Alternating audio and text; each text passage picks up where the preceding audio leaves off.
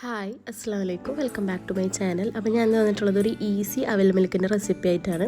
അപ്പോൾ എങ്ങനെയാണ് ചെയ്യുന്നത് നോക്കാം. അപ്പോൾ ആദ്യം തന്നെ ഒരു പാനിലേക്ക് നമുക്ക് കുറച്ച് നെയ്യ് ഒഴിച്ച് കൊടുക്കാം. എന്നിട്ട് നെയ്യ് ചൂടായി വരുന്ന സമയത്ത് നമുക്ക് അവലൊന്ന് ഇതിൽ വറുത്തെടുക്കണം. അപ്പോൾ നന്നായിട്ട് ഒന്ന് മുരിഞ്ഞ് വരുന്നത് വരെ നമുക്കൊന്ന് വറുത്തെടുക്കാം.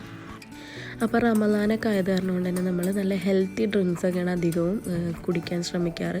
അപ്പോൾ അങ്ങനെ വെച്ച് നോക്കുകയാണെങ്കിൽ ഒരു നല്ല ഹെൽത്തി ഡ്രിങ്ക് തന്നെയാണ് ഈ ഒരു അവൽ മിൽക്ക്. അപ്പോൾ നമ്മുടെ ഈ ഒരു അവൽ നന്നായിട്ടൊന്ന് ആ നെയ്യിൽ മൂപ്പിച്ചെടുത്തിട്ടുണ്ട്. ഇനി നമുക്കിത് ഇതുപോലെ നന്നായി പഴുത്തിട്ടുള്ള ചെറുപഴം എടുക്കാം. അപ്പോൾ ഞാനിവിടെ 2 എണ്ണമാണ് എടുത്തിട്ടുള്ളത്.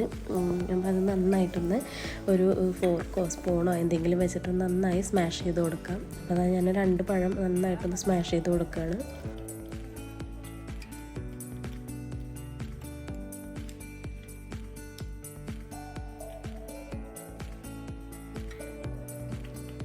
ഇനി നമ്മൾ ഈ ഒരു പഴത്തിലേക്ക് നമുക്ക് 2 ടേബിൾ സ്പൂണോളം പഞ്ചസാര ചേർത്ത് കൊടുക്കാം. അപ്പോൾ പഞ്ചസാര ചേർത്ത് കൊടുത്തതിന് ശേഷം നന്നായി യോജിപ്പിച്ചെടുക്കുക.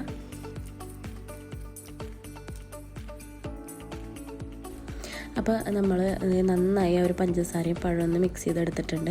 ഇനി നമുക്കൊരു സെർവിങ് ഗ്ലാസ്സിലേക്ക് ആദ്യം തന്നെ ഈ ഒരു പഴവും പഞ്ചസാരയും കൂടിയിട്ടുള്ള ഒരു മിക്സ് ചേർത്ത് കൊടുക്കാം. അപ്പോൾ ഞാനൊരു 3-4 ടേബിൾ സ്പൂണോളം അത് ചേർത്ത് കൊടുത്തിട്ടുണ്ട്. അതിൻ്റെ മുകളിലേക്ക് നമ്മൾ ആ ഒരു ഫ്രൈ ചെയ്ത് വെച്ചിട്ടുള്ള നമ്മുടെ ആ ഒരു അവൽ ചേർത്ത് കൊടുക്കാം. അപ്പോൾ അതും ഇതേപോലെ തന്നെ ഒരു 3 ടേബിൾ സ്പൂണോളം ചേർത്ത് കൊടുക്കുന്നുണ്ട്.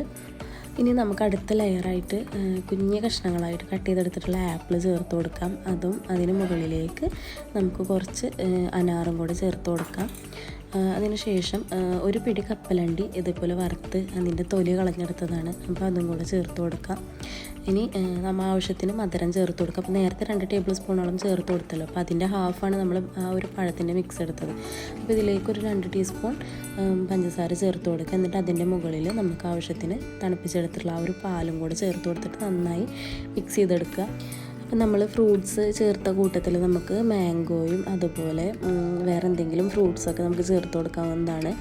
അപ്പം ഇനി ഞാനിതിലേക്ക് കുറച്ചും കൂടി പാലൊക്കെ ഒന്ന് ചേർത്ത് കൊടുത്തതിന് ശേഷം ഇതിന് മുകളിലായിട്ട് കുറച്ചും കൂടി അനാറും അതുപോലെ കപ്പലണ്ടിയൊക്കെ ഒന്ന് വെച്ച് ഡെക്കറേറ്റ് ചെയ്യുന്നുണ്ട്. അത്രേ ഉള്ളൂ. ഈ വളരെ സിമ്പിളായിട്ടുള്ളൊരു റെസിപ്പിയാണ്. അപ്പം എല്ലാവരും ട്രൈ ചെയ്ത് നോക്കുക. വീഡിയോ ഇഷ്ടപ്പെട്ടുണ്ടെങ്കിൽ ചാനൽ സബ്സ്ക്രൈബ് ചെയ്യുക, കമൻറ്റ് ചെയ്യുക, ഷെയർ ചെയ്യുക. അപ്പോൾ ഇനിയും നല്ല യൂസ്ഫുൾ ആയിട്ടുള്ള വീഡിയോസായിട്ട് വരുന്നതായിരിക്കും. Thanks for watching.